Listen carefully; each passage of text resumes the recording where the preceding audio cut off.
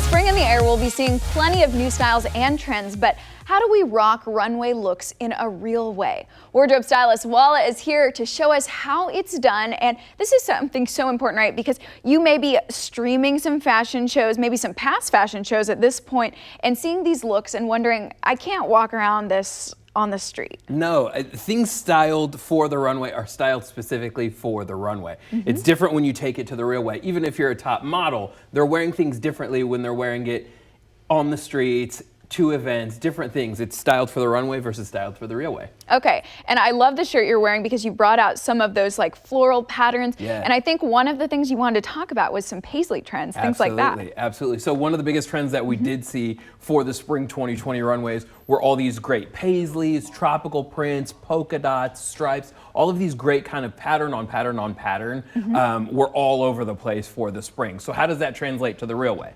Okay, and let's take a look at that because this is something that's so important, right? Because you may not be able to rock that runway look, but we're seeing all these great suits and that looks awesome. Absolutely. So suits was another huge trend, whether it was high-waisted, wide-leg trousers, short suits, three-piece suits, breaking up the suit to where you're wearing the jacket with a different pair of pants or maybe the jacket with a denim, just kind of being able to take those great spring suiting options and working them into your real way. So maybe you're doing a blazer during the day, you take it off at night, switch it out for a bomber or something different. Same thing with the trouser. Maybe you're dressing it up, dressing it down. It's really about those cool spring suiting pieces. Okay, and you also have actually committed to this too because you're rocking several different patterns as well as like the full plaid. Absolutely. So you can do the full look of the suit, or you can break it up. Here we've got a couple different options that were kind of broken up. We did the blazers with different looks, some with denim, some with a cargo pant, which is another huge spring trend. It's kind of about either commit to the full look or break it up a little bit. You can still make a full suit casual, maybe wear it with a t-shirt or a more casual polo, or dress it up with a full button down and tie.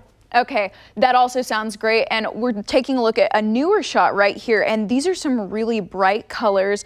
And I mean, you could definitely commit to those if you wanted. Absolutely. So huge spring trend were these sherbet hues, right? So we're getting those light pinks, the pastels, the blues, I love the this greens. Yeah, kind of that chartreuse or a neon chartreuse variation. Really, really on trend. Obviously, these are very styled for the runway. I mean, the sky blue with the green and the full like tangerine dress. It's a lot for the real way, but we translate it into the real way, and you can start doing maybe a t-shirt or a blazer or a jacket. Small things that can implement those really hyper spring tones into the sherbet look, into your real way. Okay, and we're looking at a couple pictures on the screen right now. Can these actually serve as transitional pieces for some of those cooler temperatures? Absolutely. So while we're looking at things in our closet, we can look at things that maybe you've got a great tropical print from last season, you pair it with a great sherbet hue from this season, and you're able to kind of transition those pieces. Look for jackets, look for sweaters, cardigans, maybe bombers, things that you can start transitioning. You know, if it's cold in the morning or warmer in the afternoons,